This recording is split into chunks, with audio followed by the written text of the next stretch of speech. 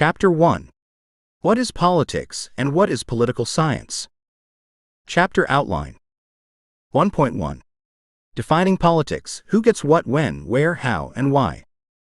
1.2. Public policy, public interest, and power. 1.3. Political science, the systematic study of politics. 1.4. Normative political science. 1.5. Empirical political science. 1.6. Individuals, groups, institutions, and international relations. If you own a smartphone, you are involved with politics and it's involved with you. Wherever you live, the political decisions your government makes are likely to affect what is on your phone and how you can use it. China has banned apps like Facebook and Google. Before the 2021 Ugandan election, the government simply shut down the internet entirely. In India, the government distributes benefits directly to citizens through their phones. In the United States, government regulations, one type of rules that are created through political action, touch virtually every aspect of your phone's production, sale, and communications. Your phone also enables you to engage in political action. You can use your phone to talk about politics or to call your local representative to express your views. You can organize a campaign through WhatsApp, share videos of police brutality or of peaceful protest, or Venmo contributions to your favorite political cause. You can use your phone to learn about politics, political engagement, and what politicians are doing at home and around the world. The political decisions of local and national governments and international organizations can affect the water you drink, the food you eat, the clothes you wear, and the dwelling you call home. Politics and policy can play a role in the most intimate details of your life, including your reproductive rights, marriage rights, and even how your body will be treated after you die. Politics is everywhere. Whether or not you care about politics, politics has an interest in you. When you develop a competent understanding of politics and political science, you are a better prepared citizen, political actor, and job seeker.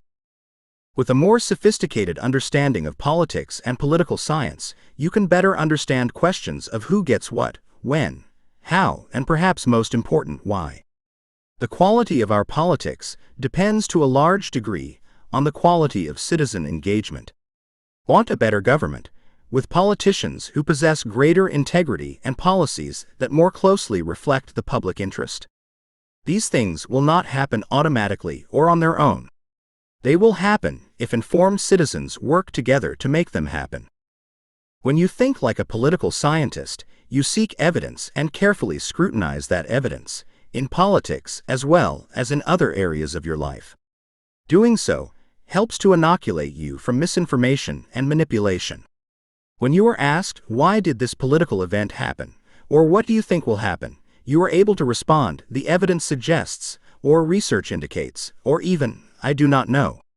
But in similar circumstances, scientific thinking enables you to navigate the complex political world. This chapter will introduce you to the world of politics and the systematic study of political science. You will learn some of the fundamental principles of politics, as well as core concepts. 1.1. Defining politics: who gets what, when, where, how, and why. Learning outcomes. By the end of this section, you will be able to define and describe politics from various perspectives. Identify what makes a behavior political. Identify and discuss the three core elements of any political event: rules, reality, and choices. Define and discuss varieties of constitutions. Politics has existed as long as humans have faced scarcity, have had different beliefs and preferences, and have had to resolve these differences while allocating scarce resources. It will continue to exist so long as these human conditions persist, that is, forever. Politics are fundamental to the human condition. Politics means different things to different people. Politics, and related terms like political and politician, can have both positive and negative connotations. The Greek philosopher Aristotle argued that humans were political animals, in that only by engaging in politics could humans reach their highest potential. Yet often, the terms political and politician can be used in disparaging ways to refer to individuals using trickery or manipulation to obtain or preserve their status or authority. More formally, a politician is someone running for elective office or serving in it, or as a person who is using the skills of a politician in other social interaction. A political actor is anyone who is engaged in political activity. Politics involves all the actions of government and all the people who work for, serve, or challenge it. This book takes the broadest view, adopting the guidance of political scientist Harold Lasswell, who defined politics as who gets what, when, how. Politics exists wherever people interact with one another to make decisions that affect them collectively. Politics exists within families. When parents decide where the family will live, politics. The family who gets a place to live what at the point of decision when, based on the parent's choice how. When your school decides what tuition to charge, politics. When the government imposes taxes or funds education, politics.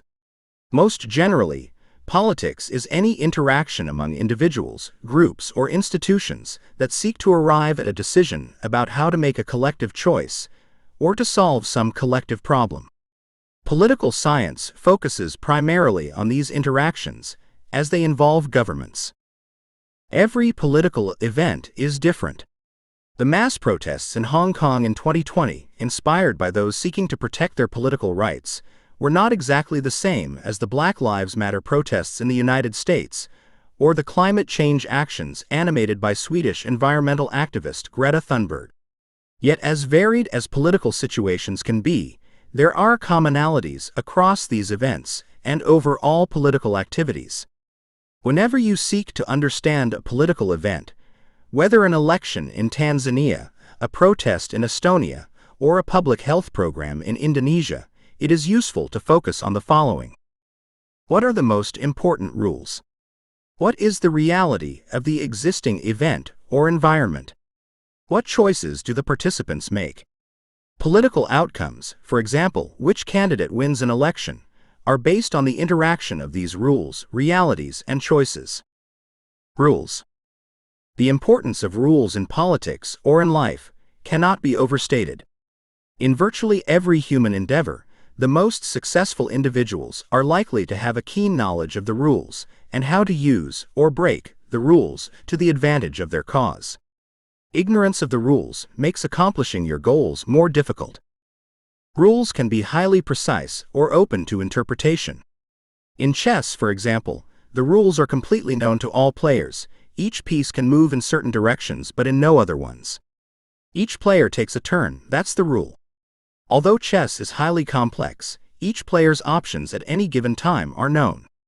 Chess champions, in fact all champions, know how to use the rules to their advantage. College campuses have their own sets of formal and informal rules, and not all of them are as precise as those in chess. The de jure rules are the rules as they are written, the formal rules. The de facto rules are the ones actually practiced or enforced, the informal rules. For example, a sign might state that the de jure speed limit is 55 miles per hour, but if police do not give tickets to drivers unless they are driving 65 miles per hour, then that is the de facto rule. To thrive at college, it is useful to understand not only the formal rules, but also the informal rules, which have been called the hidden curriculum. The rules in any political environment affect who has power and how they can use it. Consider the rules that determine who can vote and how. These rules can be permissive or strict, making voting either easier or harder to do. The harder it is to vote, the fewer people will actually cast their ballots, and vice versa. Voting rules influence who shows up to vote. Politicians who believe they have a better chance of success under permissive voting rules are likely to advocate for such rules, while politicians who believe they are more likely to prevail under restrictive voting rules will advocate for them instead. Rules might appear to be neutral, that is, they may seem fair and not designed to favor one group over another, but this is not entirely true. Until recently, to become a pilot in the U.S. Air Force, a person had to be no shorter than 5 feet 4 inches and no taller than 6 feet 5 inches. The short and the tall were excluded from this opportunity. The rule might be in place for a good reason, in this case to ensure that pilots can fit properly into their seats, but rules like these allocate opportunities and resources to some while withholding them from others. Because this rule excluded over 40% of American women from becoming pilots, it has been modified. Rules are everywhere in politics. Your family has rules, even if the main rule is no rules, as does your school. Rules, such as Robert's Rules of Order, govern legislatures and the criminal justice system.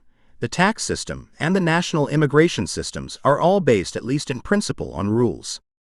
Rules and institutions are closely related. The institution of marriage or the institution of the family, for example, are the sets of rules, rights, roles, and responsibilities by which those within the marriage or family live. Alternatively, institutions can be organizations, which are groups of people working together for a common purpose whose actions are governed by rules. Perhaps the most important set of rules for any institution or organization is its constitution. The Constitution affirms the most basic legal principles of a country or a state. These principles typically include the structure of the government, its duties, and the rights of the people. Constitutions can be quite general or extremely detailed. The Constitution of Monaco has fewer than 4,000 words, while the Constitution of India has nearly 150,000 words.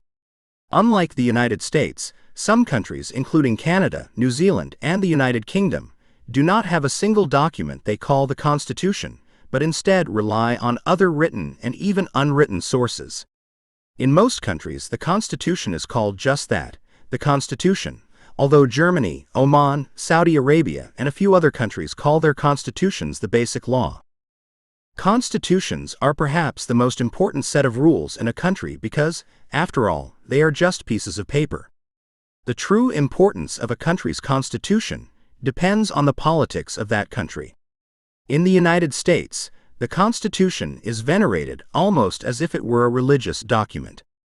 Most of the biggest conflicts throughout U.S. history have involved disputes over what the Constitution requires, allows, or prohibits. When the U.S. Supreme Court rules that a political action is unconstitutional, the violator, whether it be the President, the Congress, or any other group or individual in society, is expected to comply with the ruling and stop the action. But this is not always the case everywhere. Politicians in any country may be tempted to ignore their constitutions, especially when it comes to the rights they ostensibly guarantee, and whether those politicians prevail depends on whether other political actors are willing and able to uphold the Constitution. Because rules affect the allocation of power and other scarce resources, political actors spend substantial time and effort fighting over them. In general, political actors seek to establish rules that benefit them and their allies. Reality. Rules guide and constrain behavior, but the reality on the ground at any specific time also impacts political outcomes. Reality, facts, is not a matter of opinion, although people can dispute the nature of reality. Something is a fact, for example, when there is compelling evidence that an event has happened or a condition exists. The sun rises in the east, reality. The United Nations is an international organization, fact, reality. Has the United Nations made the world a better place? That is a matter of opinion, although those who say yes or no can provide facts that support their views about reality. How candidates can raise and spend money on their electoral campaigns may be limited by campaign finance laws, but if one candidate raises twice as much money as the other candidate, that is an important fact. If one candidate is the incumbent, a politician already serving in office and running for re-election, and the other is not, that is an important fact. These are important facts because whether or not a candidate is an incumbent and how much campaign money they raise may affect their chances of winning the election. In U.S. elections, for example, incumbents generally have a better chance of being elected, although the strength of this relationship has varied over time, while the impact of fundraising on electoral success is open to question. In chess, the rules are constant, never changing during the game. The reality changes as play proceeds, At any moment, each player has a specific number of pieces in particular places on the board. What happens then depends on the choices the players make. This is as true for politics as for any other game. A key difference between chess and politics is that in politics, the players themselves can change the rules of the game while they are playing. Politics can be thought of as having the characteristics of a game. The players, anyone involved in political action, make strategic choices given the rules and the current conditions in an attempt to win the game by obtaining their goals. Choices. Rules provide constraints and opportunities. Reality presents resources and challenges. The choices participants make in the face of rules and reality determine political outcomes. Choice exists whenever political actors face options, which they always do. If there are two candidates in an election for a single position, the voter has to choose between them, not being able to vote for both. Even if there is only one candidate, the voter still has an option to vote for the candidate or to abstain. In a democracy, the winning candidate wins because more voters chose to vote and vote for that candidate than for other options. The very definition of democracy is that it is a form of government in which the people have the ability to choose their leaders, or, in some cases, the policies that they will adopt. Political outcomes are always contingent. They cannot be predicted with certainty in advance. That does not mean, however, that outcomes are completely unpredictable. By accounting for the rules, how human behavior works, and existing realities, it is possible to reasonably predict what is likely to happen and explain what does happen. 1.2. Public policy, public interest, and power. Learning outcomes. By the end of this section, you will be able to define public policy, public interest, and power. Define sovereignty. Distinguish among the terms country, state, nation, and nation-state. Define political conflict. Define the status quo. Identify three bargaining outcomes. Public policy is one of the main products of politics. Public policy includes all the decisions governments make to influence behavior. When a legislature enacts legislation, an executive issues an order, or a court announces a ruling, they are all making public policy.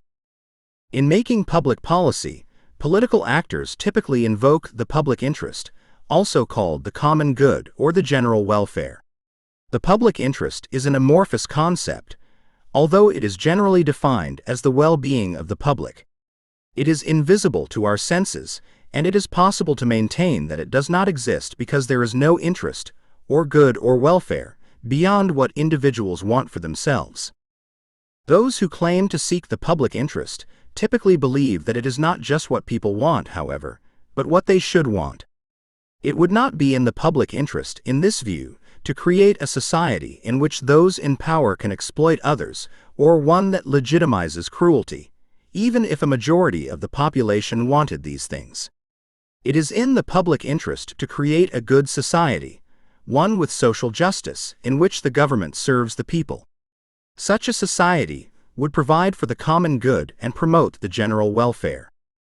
Power, a fundamentally important term in the study of politics, can be defined as the ability to compel someone to do something that they would not otherwise choose to do. Those with power are the ones who get to make public policy. Power cannot be counted, weighed, or photographed. Though it is invisible, the accoutrements of power, for example, being addressed as President of the United States or having people salute you, can often be seen. Some people have a lot of power, while others have very little. Power is not a constant force, as politicians sometimes increase their power, while at other times their power slips away. Power is, in part, a matter of belief. If you believe someone has power over you, they do, at least to the extent that you do what they want. The highest form of power is called sovereign power. If no other entity, person, or institution has authority over a state, that state is said to have sovereignty, and the supreme authority in that state is called the sovereign. In many countries, the sovereign is the highest-ranking individual leader, such as the Queen or King. In the United States and in other democracies, the people are sovereign, not their elected officials. The people elect their leaders, and the people can unseat them either by selecting others in the next election or by removing them. For example, through impeachment, a legal process for removing elected officials from their posts for misconduct. The power of any governmental institution depends on the de jure and de facto rules of the country. In Saudi Arabia, for example, the Consultative Assembly has neither the power to pass nor to enforce laws. Its members are appointed by the king, who is an absolute monarch, the sovereign, and he can remove them at his pleasure. In the United States, as discussed in Chapter 9, legislatures, the Congress has substantial powers. Only it can approve the spending of governmental money or declare war. The president can veto legislation approved by Congress, but Congress has the power to override a president's veto. Government and the legitimate use of power. The government is the most important institution in any discussion of politics because it is the only one with legal, legitimate authority to use coercive power to compel behavior within a defined geographic area. The government of a place typically exercises its powers over individuals who live within its borders or who are otherwise subject to its laws. For example, a citizen of the country who is currently living abroad. If you break your family's rules, your family can punish you, but only your government can imprison you for breaking government laws. Your church may ask you to contribute money, but only the government can compel you to pay taxes. Your business can encourage you to uphold their rules and fight for their interests, but only the government can require you to serve in the military and sit on juries. A government is one of the four elements that, along with territory, population, and sovereignty, make up a state, or its synonym, country. The United States is a state, and so are the individual territories, from Alabama to Wyoming, within it. Afghanistan and Zimbabwe are states too, as are all the other 190-some countries between them alphabetically. State has other meanings that are also relevant to politics and political science. For example, a country might be called a police state. In a police state, the government uses force, often imposed by the military or the secret police, to repress dissent and maintain order. In a welfare state, the government provides extensive social benefits like childcare, education, housing, and pensions. Countries are more or less police and welfare states, as all countries use a police force to maintain order, and all countries offer their citizens some social benefits. North Korea, where the government monitors virtually every aspect of life and imprisons or executes those who oppose its leaders, is perhaps the most extreme example of a police state. Nordic countries, including Denmark, Finland, Norway, Iceland, and Sweden, are generally considered to be the most generous welfare states. The terms country, state, nation, and nation-state are sometimes used synonymously, but they are not at all identical. A country is a defined geographic territory with a sovereign government. The term state is often used to refer to a smaller area within a country, as in the case of the individual American states, which all together make up the United States of America, the country. The term state can also be used to refer to an entire country. For example, India is a state. A nation, in contrast, refers to a population connected by history, culture, and beliefs that generally lives in a specific area, such as Kurdistan in the Middle East, where the Kurdish are the dominant ethnic group even though they do not have a country to call their own. A nation that also is a country is sometimes called a nation-state. The United States, France, Pakistan, China, and many others are generally considered simultaneously to be countries, states, nations, and nation-states. A government has authority when those subject to its power recognize that power. In a class, you accept your teacher's power to give assignments and assign grades, or at least your school recognizes these powers. Authority is generally limited to specific circumstances and places where the authority is said to have jurisdiction. As a condition for passing this course, your teacher can require you to read this book, but not to do their laundry. Your government can require you to pay your taxes. It has this authority, but it cannot require you to do things that are unlawful.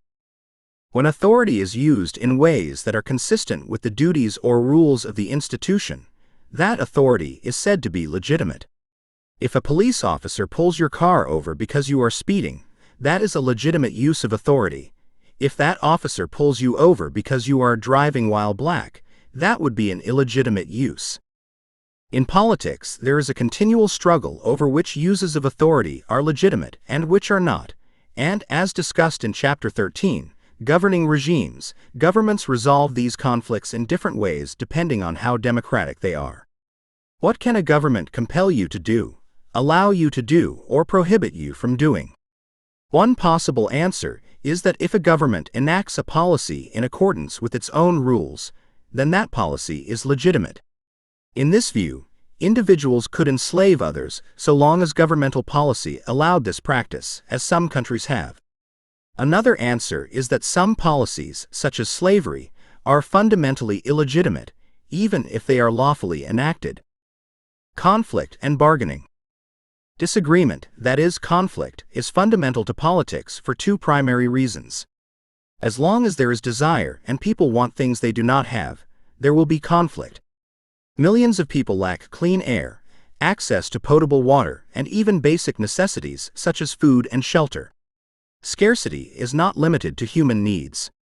Even if every family in the world was wealthy enough to buy as big a mansion as they thought they wanted, differences would still exist that would make some people want what others have, say a better view, a bigger lot, or proximity to certain amenities. In addition to desire, conflict will always exist because people have differing beliefs and preferences, that is, differing values. Should abortion be legal? A spectrum of passionate views on the subject exists, and there is no way one political decision will satisfy all individuals at every point along that spectrum. Should government spend taxpayer money on bike trails, mass transportation, or roads? The answer might not be a matter of deep belief, but it still elicits differing preferences. Again, no one political action is likely to satisfy everyone. Throughout history, the resolution of conflicts has often involved brute force. Violence can resolve conflicts, at least temporarily, with the strong getting what they want through brutality.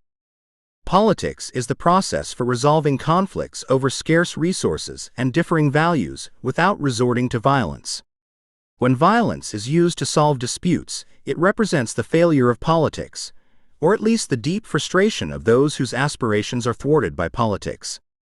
Politics can determine how scarce resources will be allocated and which values will prevail. Through political processes, a country can decide whether abortions will be allowed in all cases, some cases, or no cases. This does not mean that everyone will now agree on whether the policy is good or not. Politics can resolve issues, but it cannot eliminate the underlying conflicts that cause them. In recent decades, the world has gotten richer and more peaceful. That does not mean conflict is disappearing.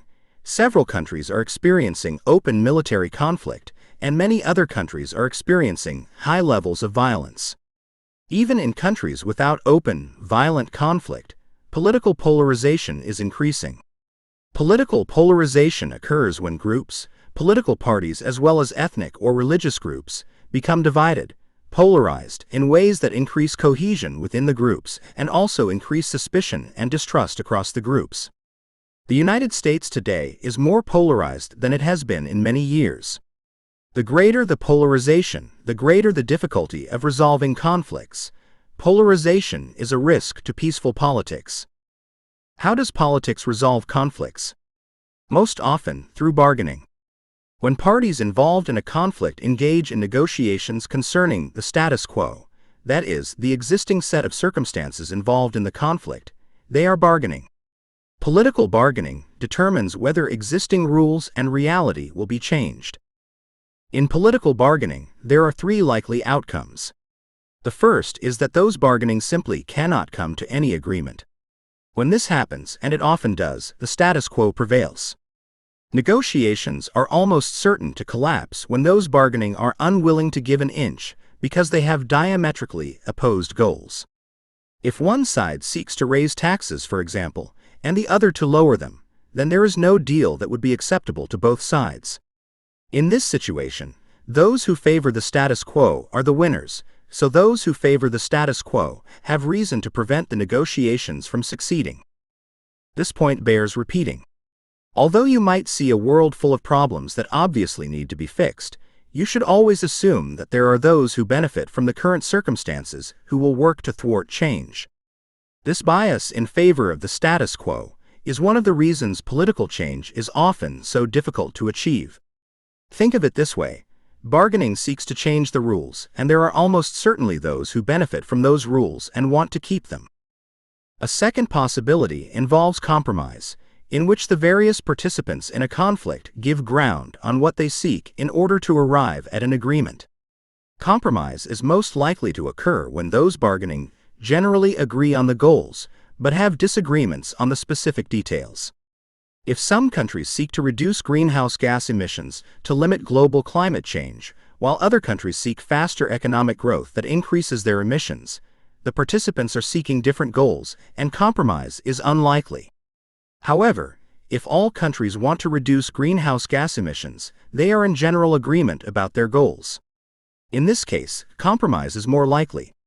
If no country has the power unilaterally to set emission limits, the countries may have motivation to split the difference. If your country wants to lower emissions by 10% and my country wants to lower them by 5%, the two countries might make a deal and lower them by 7.5%. Each country gets part, but not all, of what they want. A third outcome results from what is called logrolling. If you have something I want and I have something you want, we each have something with which to bargain. For example, suppose you have a peach and an apple, as do I. We each like both fruits and want more of both. There is scarcity. But you really like apples, and I really like peaches. Through logrolling, I give you my apple, and in exchange you give me your peach. This is not a perfect solution, as we both wanted more apples and more peaches. But in the end, we each are better off than we were before the bargaining. The outcome of political negotiations depends again on the core principles of politics discussed earlier: the rules governing the negotiation, the reality at the time of the negotiation, and the strategic choices those involved in the negotiation make. Political negotiations are often a combination of high-minded principles and skullduggery. Negotiators will seek to persuade others, and if persuasion does not work, sometimes to bully or buy them. If any participants in a negotiation have the power to force the others to give ground, they very likely will use it. If the status quo prevails, those participants who sought change may be seen as weak and be blamed for their failure. If compromises are achieved, participants may be criticized for selling out, for compromising not only their policies but also their principles. Logrolling can create the impression of impropriety, of corrupt deal-making, or of unseemly quid pro quo, as in, you scratch my back and I'll scratch yours. Yet each outcome has an alternative explanation. If the status quo prevails, those who defended it will laud their accomplishments. When compromises succeed, each side can claim that it is better to get half a loaf of bread than no loaf at all. After a successful logroll, the negotiators can say, "We got what we valued most." Negotiations can produce winners and losers, but they can also produce outcomes that leave the participants at least relatively satisfied with the outcomes. If all political power were concentrated in a single person, with the government proceeding by fiat or command, and the supreme leader giving the orders, bargaining might seem unnecessary. Yet even in totalitarian countries, the supreme leader will have advisors, and those advisors will negotiate among themselves and the ruler as they seek to influence how power is used. 1.3. Political Science, the systematic study of politics.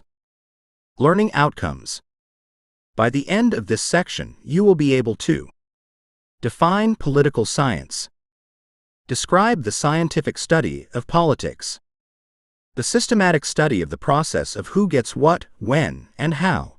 Political science investigates the reasons behind the decisions governments make. For example, political scientists investigate the degree of control governments choose to exercise over various forms of communication, like your smartphone.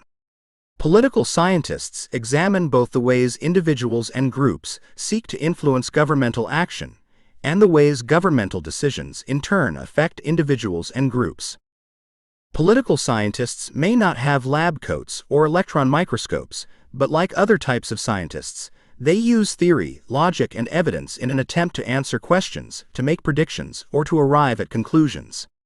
Some political scientists strive to understand the fundamental laws of politics in much the same way theoretical physicists seek to comprehend the cosmos for pure knowledge. These political scientists try to uncover the universal principles of how humans and their institutions aim to prevail in political conflicts. But most political scientists accept that human behavior is not entirely deterministic, that is, perfectly predictable, so they instead look for patterns that may enable them to predict in general how humans and their institutions interact. Other political scientists are more like chemists, who may use their knowledge to develop and improve medicines or create more deadly toxins. These political scientists aspire to improve the institutions or processes of government. Some uses of political science are not so benign. Motivated actors can and have used political science knowledge to manipulate voters and suppress vulnerable populations. When people understand how political science works, they are less susceptible to such manipulation and suppression. So what is scientific about politics? One way to think about whether politics is scientific is to focus on the content of politics. Does political behavior follow general laws?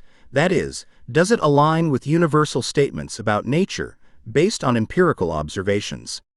Does politics have the equivalent of Isaac Newton's laws of motion?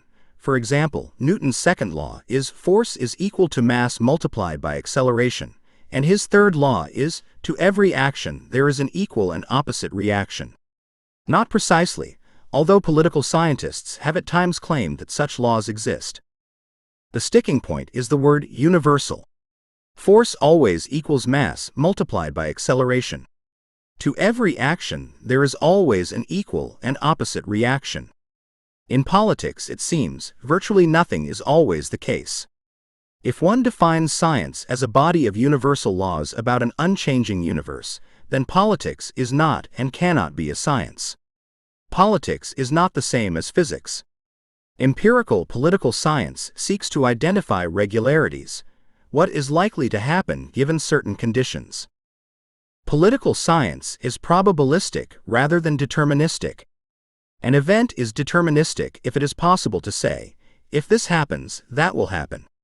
Events are probabilistic if one can say only, if this happens, that is likely to happen. The sun coming up in the east. Deterministic. Will it rain in the morning? Probabilistic. Will incumbents win their next bid for re-election? Political science gives us the ability to estimate the probability that they will win, again, given the rules, the reality, and the choices those incumbents make.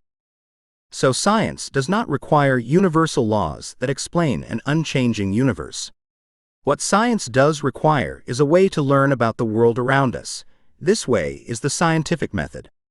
The scientific method seeks to understand the world by testing hypotheses, for example, the world is round, by systematically collecting data sufficient to test that hypothesis, and by making these hypotheses and data available to others so that your work can be challenged or verified.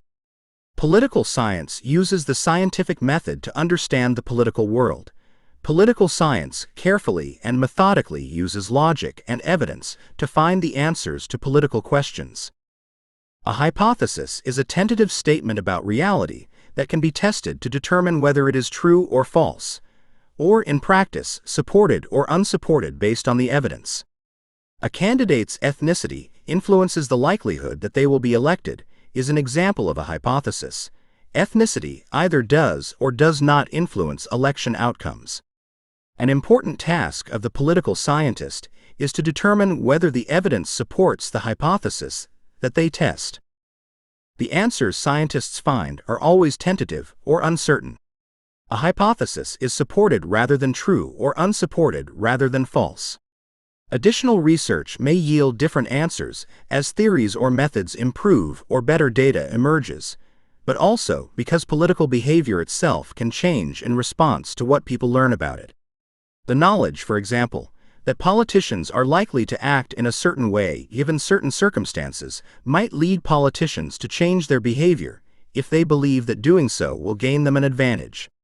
The specific knowledge, politicians in this situation will behave in that way, may become obsolete even if a broader general principle, politicians will act strategically to advance their goals, still appears to be true. There are two main interrelated types of political science: normative political science, also called political philosophy or political theory, and empirical political science. 1.4. Normative political science. Learning outcomes. By the end of this section, you will be able to identify what normative political science seeks to do, discuss the primary methods political philosophers use to answer their questions, list the three main ways normative political scientists have tried to answer questions like, what is a good citizen? In politics, what is good and what is right? How should power be used? What is the public interest? These are tricky questions with multiple answers. One might think of the good as that which is beneficial or helpful, and right as what is true or just. Power should be used to promote the public interest, so that those in power use it to benefit the people. Normative political science seeks to understand the meaning, purposes, and goals of politics. It seeks to define how individuals should behave, or how institutions should be constituted. Those who study these issues are referred to as political philosophers, and share common interests with the broader discipline of philosophy. Normative political science considers an endless array of questions. What is a good citizen? Do human rights exist, and if so, what are they? Who should rule? What purpose should governments serve? Is there an ideal constitution, and if so, what is it? What is social justice? These questions cannot be answered by presenting evidence alone. There is no test that would prove beyond a reasonable doubt what a good citizen is or that any constitution is in fact ideal. So normative political science typically proceeds primarily by appealing to logic and reason. Consider the question, what is a good citizen? Evidence alone cannot tell us what constitutes a good citizen. Is a good citizen the one who always obeys the laws, or the one who challenges the laws they see as unjust? Reasonable people can, and do, disagree on this and almost all other questions in political theory. But in order to determine through logic and reason what it means to be a good citizen, evidence can guide judgments of whether citizens are good. For example, if citizens are observed doing bad things, they would not be good citizens. Normative theorists have tried to answer questions like, what is a good citizen, in three main ways, focusing on the consequences of behavior, moral rules, or virtue. One definition of a good citizen is someone who acts in ways that benefit society. That is, the benefits are a consequence of the citizen's actions. A good citizen votes and pays taxes, for example, because both actions help to create stable and prosperous societies. In contrast, a bad citizen is one who breaks the law, to the extent that breaking the law harms other people. In this view, someone who speeds would be a bad citizen because speeding increases the likelihood of causing a crash and harming others, but someone who commits a victimless crime, such as smoking marijuana, would not be a bad citizen because they would not be harming anyone else. According to normative political science, a person should behave in ways that benefit society and do not harm it, and individuals should strive to be good citizens. A good ruler is one who helps the ruled rather than harming them.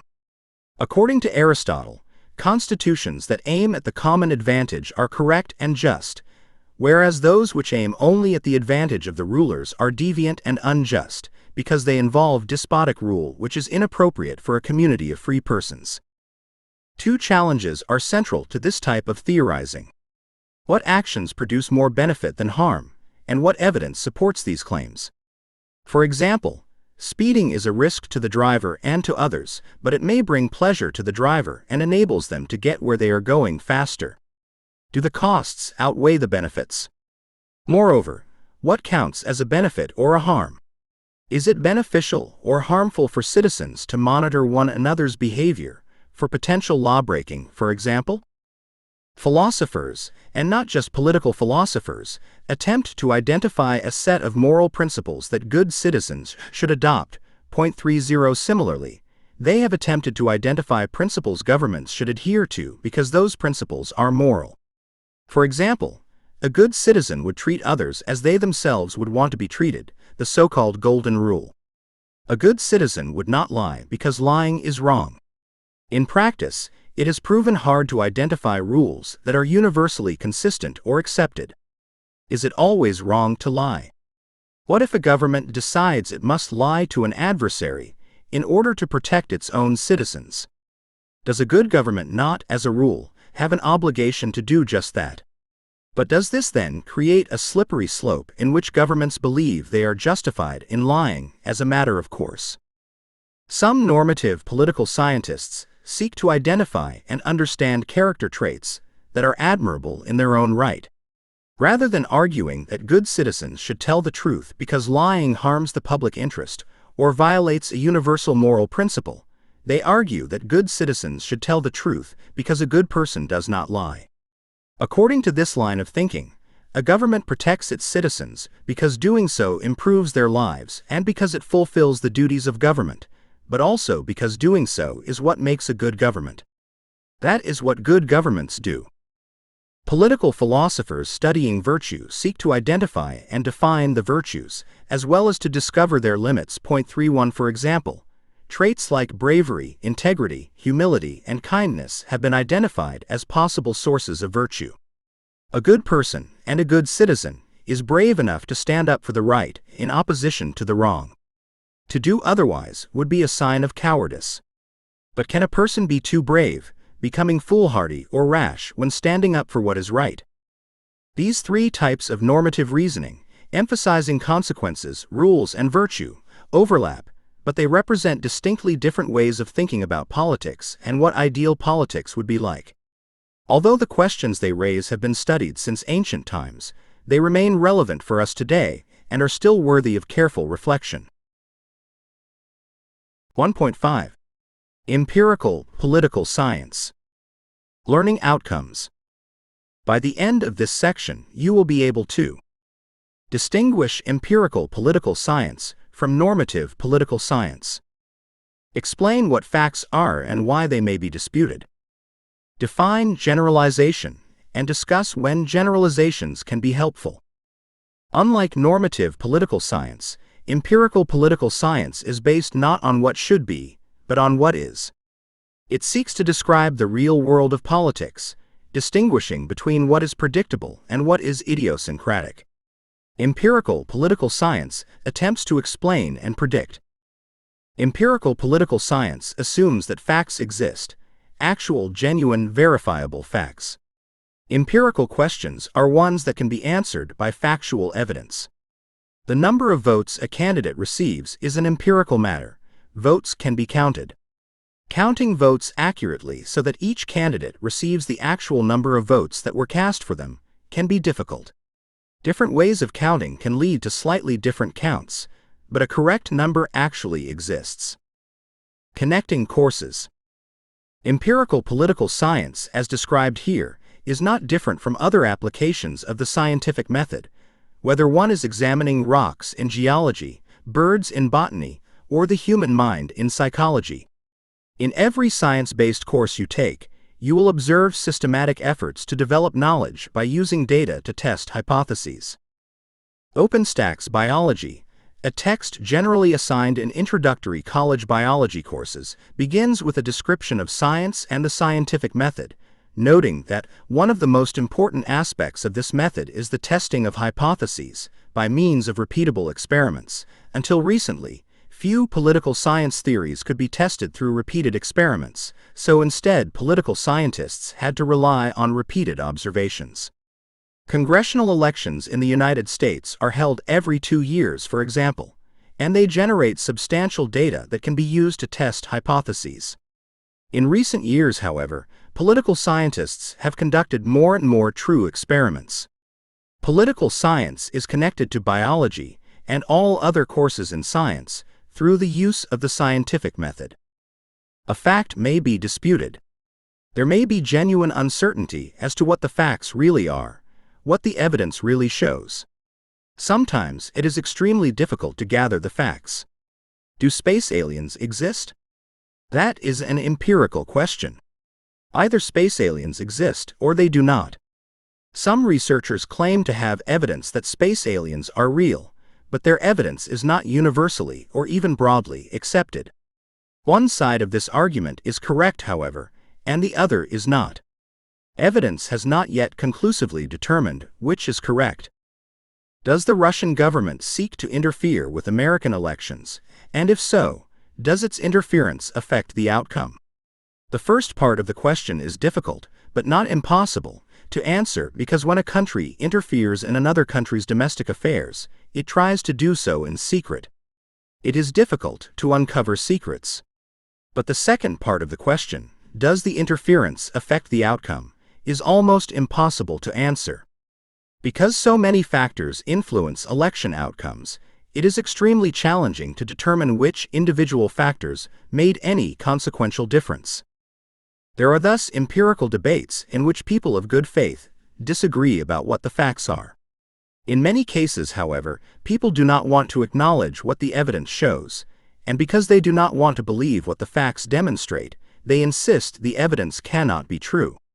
Humans often use motivated reasoning, first deciding what is true, for example, gun control makes us safer or gun control makes us less safe, and then finding evidence that supports this belief while rejecting data that contradicts it. In other cases, individuals and interests may actually know what the facts are, but they are motivated by reasons of self-interest to deny them. The evidence is clear, for example, that nicotine is addictive and harmful to human health. The evidence is also clear that Big Tobacco, the largest cigarette companies, denied these facts for years because to admit them would have put their profits at risk. Former President Donald Trump, along with many of his supporters, claims that he won the 2020 presidential election and that President Joe Biden was declared the victor only because of massive voter fraud. All attempts to prove that fraud led to Biden's victory have failed. No evidence has been found to support Trump's claims. That these claims continue can be attributed to the fact that some individuals are simply unwilling to accept the evidence, while others benefit from denying the validity of it. Empirical political science might find, based on the available evidence, that individuals with more education or more income are more likely to vote. Empirical political science would not consider whether this is good or bad. That would be a normative judgment. Empirical political scientists might explain the link between education, income, and voting by positing that better educated, more prosperous individuals are more likely to believe that their views matter, and that because of that belief they are more likely to express those views at the ballot box. These political scientists might also use their findings to make a prediction. An individual with more education or higher income is more likely to vote than an individual with less education or lower income. Based on this finding, empirical political scientists make no claims as to who should participate in politics. Questions about should are the domain of normative political science.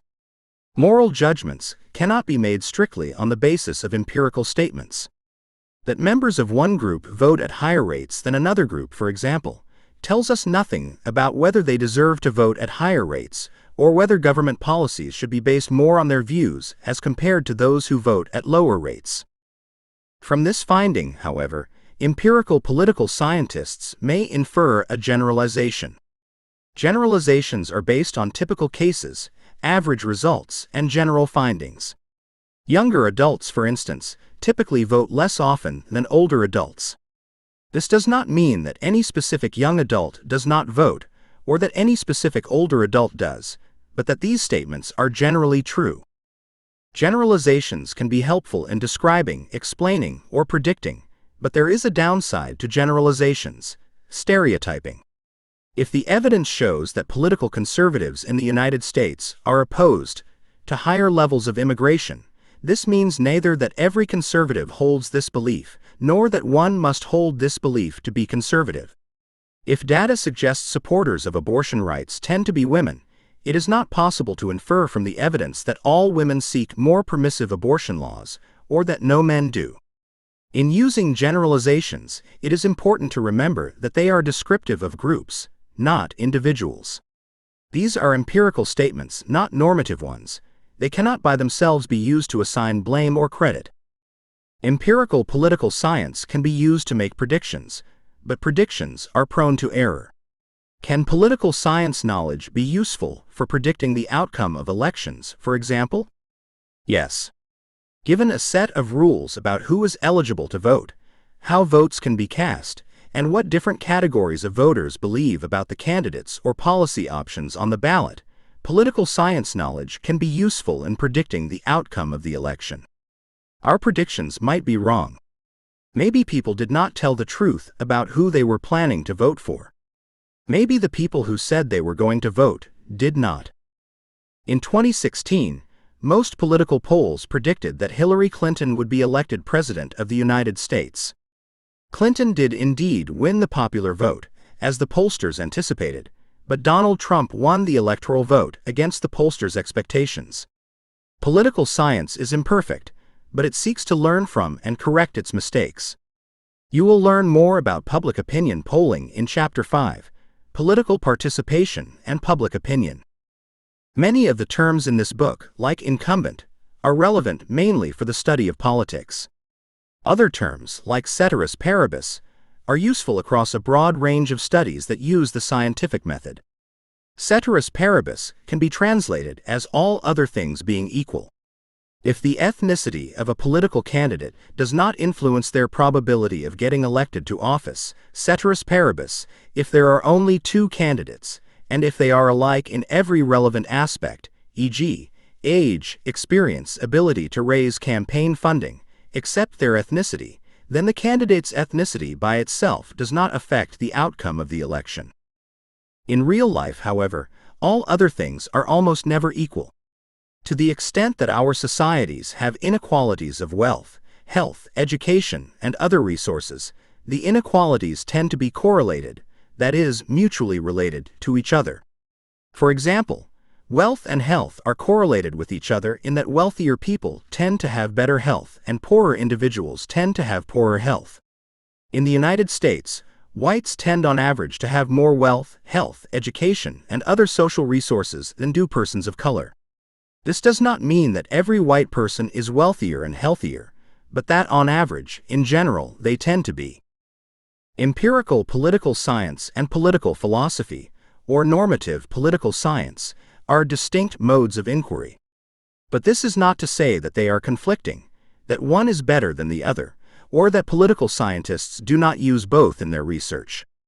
If empirical research discovers that certain groups are systematically disadvantaged in the political process, the researchers may also argue that these disadvantages are harmful or wrong, and make a moral argument that the disadvantages should be reduced or eliminated.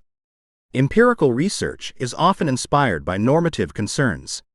Those who believe that human rights should be better protected may undertake research to understand the political factors that limit the protection of rights. The changing political landscape. A slim majority. The 2020 election in the United States resulted in a 50-50 split in the U.S. Senate. Until the election, the Republicans, whose 53 seats gave them a 6-seat advantage over the Democrats, were able to call the shots. With the Senate split 50-50, the U.S. Constitution gives the Vice President the power to break tie votes. Vice President Kamala Harris is a Democrat, so the Senate makeup became effectively 51-50. That one vote enormously increased the powers of the Senate Democrats. When you are in the minority, it can be difficult to move the political system in the direction you want. Once you gain the majority, getting what you want tends to be easier, at least in a democracy. The 2020 election not only changed the balance of power in the U.S. Senate, but it did so in an unprecedented way. The tie-breaking vote was held for the first time in U.S. history by a woman and a person of color. Harris' mother immigrated to the United States from India, and her father from Jamaica. Political power is not a constant. The political landscape is constantly changing. 1.6. Individuals, groups, institutions, and international relations. Learning outcomes. By the end of this section, you will be able to explain why it makes sense to begin learning about political science with a study of individual behavior. Discuss what human motivations, political ideologies, and public opinion have in common. Distinguish between civil liberties and civil rights, and explain why the former are examined in the section on individuals and the latter in the section on groups. Identify the key types of groups and institutions involved in politics. Identify the central themes in international relations and globalization. To develop your understanding of the key concepts and content in politics and political science, this book begins with the micro, focusing on the smallest political unit, the individual, in Part 2. Part 3 turns to individuals acting collectively through groups. When groups become formalized by establishing rules and developing common practices, they become institutions, the focus of Part 4. Finally, Part 5 examines how clusters of institutions, whether within the government of a single country or across countries through international organizations, comprise a macro-level view of politics. All politics is based on human behavior, on how individuals interact with each other. So that is where our political exploration begins. Chapter 2. Political behavior is human behavior considers questions in political philosophy such as what are human rights and what is social justice. The chapter then examines empirically how individuals generally make decisions, whether in political action or in any other context. Two ideas stand out. First, humans act instrumentally or strategically or rationally as they pursue their goals. Second, much of human behavior serves expressive and emotional ends. Chapter 3 explores political ideology. Ideology is a set of beliefs, a systematic set of concepts that helps individuals make sense of the world and their place in it. Ideologies help guide an individual's decisions regarding what is right and wrong, good and bad, and appropriate and inappropriate. Your political ideology determines, in part, how you see the proper roles of citizens and their governments. Although ideology is individual, only you can determine your political ideology. It connects you to many others in the same way that those with similar religious beliefs gather together. Ideology is both an individual and a group phenomenon. The essential freedoms and rights to which all humans are entitled, human rights, can be divided into two categories.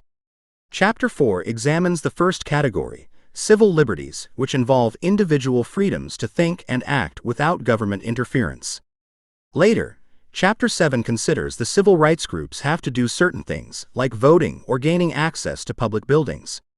Citizens around the world ask their governments to protect and defend their human rights, both as groups, their civil rights, and as individuals, their civil liberties. Yet the boundaries of these human rights are disputed, and they are frequently under attack. The last chapter in Part 2 explores political participation and public opinion. Political participation includes all the various ways you and others can engage in the political process. In democracies, voting may be the most important and most common form of political participation, but there are countless other ways to participate. Even watching or reading political information is a form of participation. Although, as Tufts University professor Eaton Hirsch warns, if people only consume political news rather than acting on it, they are hobbyists rather than engaged citizens. Individuals also have their own political opinions. Typically, a political poll will ask questions like, "Do you believe?" But these opinions are aggregated into group categories and reported as public opinion. Chapter 5 examines how polls are constructed and how they convert individual views into valid measures of public opinion. Political participation and public opinion bridge individual and group behavior. When individuals vote as Republicans or Democrats, contact public officials on behalf of the Sierra Club or the NRA, or march in support of Black Lives Matter or the right to life, they are also participating as members of a political party, interest group, or social movement. A political pollster asks questions of individuals, but their answers are reported by group affiliations like, a majority of Republicans believe, or supporters of BLM generally favor. Political action invariably involves groups, and Part 3 examines different aspects of group behavior, rights, and forms of political action. Chapter 6, The Fundamentals of Group Political Activity, should remind you of Chapter 2, Political Behavior is Human Behavior. Both chapters consider two aspects of human behavior, the irrational, expressive, and symbolic elements, as well as the rational, instrumental, and strategic components. The first part of the chapter examines political socialization and political culture. Political socialization is the gradual process by which individuals develop their political personality over time, and this personality is heavily influenced by others in their environment, their family and friends, people in their schools and places of worship, and more broadly, people in their social networks. Political culture is the common set of political attitudes, beliefs, and behaviors characterizing a group, whether the group is a country or a community of any sort. The second part of the chapter introduces the concept of collective dilemmas, the logic underlying our difficulty in overcoming them, and potential ways to resolve these dilemmas. Collective dilemmas occur whenever multiple individuals interact with one another to make a group decision. Problems arise when they disagree on what the solutions should be, or even how to decide what to do. A special form of collective dilemmas, collective action problems, exists when individuals have incentives not to cooperate with others, even though cooperation would benefit the group as a whole. Chapter 7 focuses on civil rights. Governments must take action for these rights to exist in practice, and governments typically extend these rights to certain groups. Consider the right to vote. For this right to be exercised, the government must provide places to vote, ballots, and ballot counters. When voting rights are extended or withdrawn, they are extended to or withdrawn from specific groups. Voting rights were extended to African Americans in 1870 in the United States and to women in Switzerland in 1971. In Ethiopia, Nicaragua, and Scotland, 16-year-olds have the right to vote. Because governments must take action for civil rights to be realized, they are matters of intense political debate. Contests over civil rights, in fact, political battles over every issue, usually involve group conflict, competition, and cooperation. Chapter 8 focuses on interest groups, political parties, and elections. Interest groups are organizations of individuals united by common identities and goals who seek to obtain their objectives through political action. Political parties are organizations that try to gain political power, most often in democracies by running their candidates for office. The main goal of interest groups is to influence public policy, including by supporting political parties as they try to win elections. Political parties seek to win elections in order to set public policy as their candidates enter office. Interest groups, political parties, and elections are inextricably linked. What can I do? Communication skills and political science. Political science is fundamentally about interactions between different actors. When we study political science, we learn how to explain and describe those interactions. We can also think about political science as the study of how various conflicts, both actual and metaphorical, are resolved. In both conceptualizations, effective communication plays a fundamental role. We cannot understand how relationships work if we cannot effectively describe those relationships, and we cannot truly understand the conflict process without being able to analyze the communication between adversaries. Communication skills, therefore, become an essential part of the political scientist's toolbox. These communication skills are among the most widely desired by employers and utilized in the workforce, regardless of field. While you may learn how to write a detailed analysis of a particular policy or situation in a political science class, you may end up applying that skill as a city manager or journalist. In political science, you may also learn how to translate large, often complex amounts of data into understandable conclusions or findings. This form of communication is applicable to multiple different professions outside of political science. You are learning to translate data into something meaningful for non-experts. Part 3 moves to yet a higher level of complexity: political institutions. An institution is an organization with a set of rules and practices that inform its members about their relationships with one another and how they should interact. Institutions may be formal with written rules, or they may be informal. Your family is an institution, and if you belong to a religious faith, it is an institution too. Gangs are institutions, as are businesses. Our main interest in this book is institutions that are part of the political system, either because they are part of the government or they seek to influence it. The first 3 chapters in Part 4 introduce you to 3 types of institutions likely to exist within any government: a legislature, an executive branch, and a judiciary. As discussed in Chapter 9, legislatures. A legislature is an institution composed of individuals who have the power to propose, deliberate on, adopt, and alter the laws of a state. Parliaments, congresses, and national assemblies are all examples of legislatures. In democracies, legislators are elected. In non-democratic states, they may be appointed by a supreme authority. The United States, like about 40% of the world's democracies, has a bicameral or 2-chamber legislature. The other democracies have unicameral or 1-chamber legislatures. Chapter 10 turns to executives and the executive branch, which includes cabinets and bureaucracies. The chief executive of a country goes by various titles, such as president, premier, or prime minister, and their responsibilities vary from country to country. This person may be the head of the government, with the powers of a chief executive officer, the head of state with ceremonial powers, or both. A chief executive's cabinet, composed of the leaders of the various governmental ministries, sometimes called departments, such as defense, treasury, or interior affairs, supports the chief executive.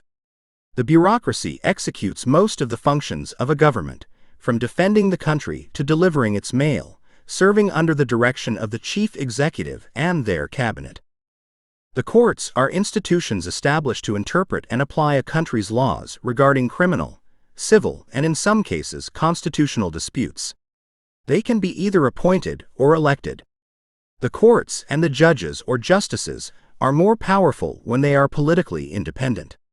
This means they can decide cases and issue rulings without facing retribution from the voters or the legislative and executive branches. In the United States, for example, the Supreme Court can void laws and policies of the legislative and executive branches that it deems unconstitutional. In other countries, the courts largely serve at the direction of other politicians. Chapter 11, Courts and Law, describes what courts do, the different types of legal systems, and questions regarding their power and its limits. Chapter 12 introduces the news media and its role in politics. The news media, often called the fourth branch of government, is itself an institution. The news media, whether owned or controlled by a government or commercial businesses, is evolving rapidly. 30 years ago, the news media could be defined as including television, radio, newspapers, and magazines. Today, with the rise of social media platforms that allow users to share and stream videos, images, and text, the news media is almost literally anyone with a smartphone and internet access. And although misinformation and disinformation have always been part of the political world, social media's speed and scope for spreading fake news is unprecedented. Democracies require a free press, one that operates without government interference, but they also require a press that reports real, not fake news. Legislatures, executives, and courts are the institutions that together compose the 3 formal branches of a country's government, with the media as the 4th branch serving to keep the other 3 branches honest by reporting on their activities. Part 5 moves beyond individual institutions to explore the politics of countries and the relations between them. Chapter 13 looks within individual countries or states to describe the different types of governing regimes or systems of government that exist around the world. The chapter highlights 2 main regime characteristics: how concentrated or distributed governmental power is, and how the government is structured. The broader the distribution of government power, the more democratic the country. The more concentrated the distribution, the more authoritarian the regime. Structurally, governing regimes can be unitary, where all legal authority resides with the national government, or they can be federal, like the United States, where national and state governments each have their own legitimate sources of power. Big questions concerning the relations among countries are at the heart of Chapter 14, International Relations. The chapter begins by discussing the different ways political actors wield power in the international system. The structure of the system and the different actors within it are then examined. Political scientists have different perspectives on how to interpret the motivations and behavior of countries in their relationships with each other, and the most prominent of these perspectives, including realism, liberalism, and constructivism, as well as critical theories that challenge traditional viewpoints, are outlined. As the countries of the world have interacted with each other, they have developed institutions to help overcome their collective dilemmas. Chapter 15, International Law and International Organizations, introduces the purposes and work of the most important international organizations, such as the United Nations, UN, the European Union, EU, and the Association of Southeast Asian Nations, ASEAN. The chapter goes on to examine military alliances like NATO, the North Atlantic Treaty Organization. These organizations all have countries as members, but the international political environment also contains important non-state actors, including legal ones, such as multinational corporations and financial institutions, and non-legal ones like drug cartels and terrorist groups. The chapter concludes with a discussion of the threats to the international order posed by terrorism and revolution. The final chapter focuses on the international political economy. International political economy concerns itself with the impact of political actions on domestic and international economies. If politics is about who gets what, when, where, how, and why, Ipe tells us who the winners, who got, and losers, who didn't get, are, how they got that way, and analyzes the tactics they may employ to maintain or improve their position. Winners and losers may be governments, private interests, or social classes, among many others, and the chapter concludes with a discussion of current widespread crises confronting winners and losers with stark choices regarding poverty, inequality, and environmental degradation. Meet a professional. Mark Carl Rahm, Associate Professor of Government and Public Policy at the McCourt School of Public Policy and the Department of Government, Georgetown University. Please explain what you do for your organization. I teach courses in U.S. politics, public policy, data visualizations, and the role ethics and values play in politics. I have conducted research and published books and articles on many different topics: sex education, same-sex marriage, financial regulation, and welfare reform, among others. Some of my current research focuses on the college classroom as a political environment. What did you study in school? I majored in political science at the University of Arkansas. Before becoming a political scientist, I worked as a janitor, a field hand, a waiter, a ticket taker, a library clerk, a gas station attendant, an assembly line laborer, and a backpacking guide, among other odd jobs. What did you learn as an undergraduate that helps you in this position? Classrooms raise questions regarding power, legitimacy, and consent. The allocation of grades depends on the classroom's rules, its reality, and the choices that teachers and students make. How should grades be allocated, and how are they allocated? I want to find the answer to those questions. Summary. 1.1 Defining politics: who gets what, when, where, how, and why. Politics involves the activities of individuals who are cooperating or competing with others to resolve disagreements over scarce resources or different preferences. Politics is the means by which societies decide who gets what, when, and how. Anyone engaged in political activity is a political actor, while politicians are those running for elective office or serving in one. To understand political activity and outcomes, it is useful to focus on the rules that determine what the actors can and cannot do, the reality of the political environment, and the choices that the political actors make. 1.2 Public policy, public interest, and power. Public policy: all the actions that governments take that are designed to influence individual, group, institutional, or national behavior, is one of the main products of politics. Those seeking to make public policy typically invoke the public interest, claiming that the policies they seek will benefit the broader society, rather than merely their own self-interest. Policies are made by those with power. Power is fundamental to the study of politics, although it is impossible to accurately measure or observe. Power is the ability of one political actor to get other actors to do things they would not otherwise choose to do, or not to take actions they otherwise would. The highest form of power is sovereign power, which means that the actor with sovereign power is ruled by no one else. Sovereign power is usually associated with a single person, an emperor, a national government, or in democracies, with the citizens themselves.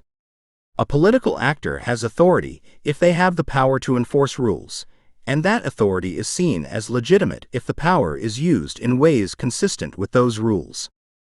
Disagreements over resource allocation and values are fundamental to politics. Bargaining is the attempt to resolve these conflicts. 1.3 Political Science, the systematic study of politics. Political scientists systematically study political phenomena, the actions of individuals, groups, institutions, and countries as they seek to obtain their goals or express their identities.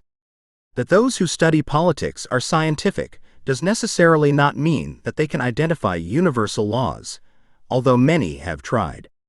What is important is that political scientists use the scientific method to understand the political world. In the scientific method, researchers try to develop accurate depictions of the world through logic, reason, and evidence, while making their techniques and data open to scrutiny and verification by other researchers. In their research, political scientists must always be tentative about their conclusions. Further study might indicate that their conclusions need to be revised in the light of new evidence or techniques. 1.4 Normative Political Science. Normative political science, also called political philosophy, seeks to answer questions regarding the meaning, purposes, and goals of politics, such as, what is a good citizen, or what purposes should government serve? The answers to these questions cannot come from examining evidence alone. Instead, political philosophers rely on reason and logic. 3 common approaches to normative political science involve a focus on consequences. For example, the purpose of government is to provide benefits to its citizens. Rules, for example, the purpose of government is to protect rights, or virtue, so that the purpose of government is to produce virtuous citizens. Some of the main questions in normative theory are rooted in antiquity, but they remain relevant today. 1.5 Empirical Political Science. Empirical political science, in contrast to political philosophy, attempts to answer questions or test hypotheses on the basis of evidence. Unlike political philosophers, empirical political scientists are curious to learn about how the political world actually works rather than how it should work, and about how politicians actually behave rather than how they should behave. Empirical political science is based on facts, that which can be counted or measured and verified to be true. It is not always easy to determine what the facts are, in part because political action can be so complex and difficult to observe. A key outcome of empirical research is generalizations, that is, statements about political behavior that are typically true or are correct in general, even if not for every individual or each event. Generalizations are probabilistic rather than deterministic. Generalizations are helpful because they allow us to describe, explain, and predict. 1.6 Individuals, Groups, Institutions, and International Relations. This text examines politics using a micro, individuals to macro, relations between countries framework. It begins by focusing on individuals, the building blocks of all political action. Nothing happens in politics unless individuals are engaged in political activity. While all political behavior is ultimately individual behavior, in politics, individuals typically band together with others to form political parties, interest groups, or even social movements. When groups are formalized with set rules and practices, for example, they become institutions. The text examines the most important governmental institutions, legislatures, executives and executive agencies, courts, and bureaucracies. These are the institutions present in every government in the world. The news media is the most important non-governmental institution. International relations involves the interactions among countries on matters of war and peace, as well the international political economy and globalization. Key terms. Authority. The entity, person or institution, holding legitimate power in a specific realm. Bargaining. The process of negotiating with the goal of reaching agreement. Civil liberties. Human freedoms with which the government may not interfere. Civil rights. Opportunities to which all humans are entitled that governments must act to protect. Collective action problem. A collective dilemma in which the group would benefit if its members cooperated, but they have incentives not to do so, and these incentives ultimately harm not only the group but the individuals themselves. Collective dilemmas. Problems that arise when multiple individuals interact with one another to make a group decision. Compromise. In bargaining over a single issue, each participant agrees to move in the direction of those they are bargaining with. For example, the car seller lowers the price and the car buyer increases what they are willing to pay. Conflict. Disagreements between individuals, groups, institutions, or states regarding the allocation of resources or the determination of values. Constitution. A collection of the most basic principles of a country or state. Country. A populated geographic area with a sovereign government. Courts. An institution for resolving disputes. Democracy. A system of government in which citizens elect their leaders. Empirical political science. The systematic study of political behavior, generally based on developing hypotheses and testing whether these hypotheses are supported based on the evidence. Executives. The persons responsible for leading an institution. Fact. Something that is true because it can be verified by evidence. Government. The set of institutions that make and implement decisions for a political collective, most often for a specific geographic area. Human rights. Liberties and opportunities that humans have by virtue of their humanity. Hypothesis. A tentative explanation for a reality that can be tested. Institutions. Organizations with a set of rules and practices that inform their members about their relationships with one another and how they should interact. Legislature. An institution composed of individuals who have the power to propose, deliberate, adopt, and alter the laws of a state. Legitimate. Authority used in ways that are true to the rules. Nation. A population connected by history, culture, and beliefs that generally lives in a specific area.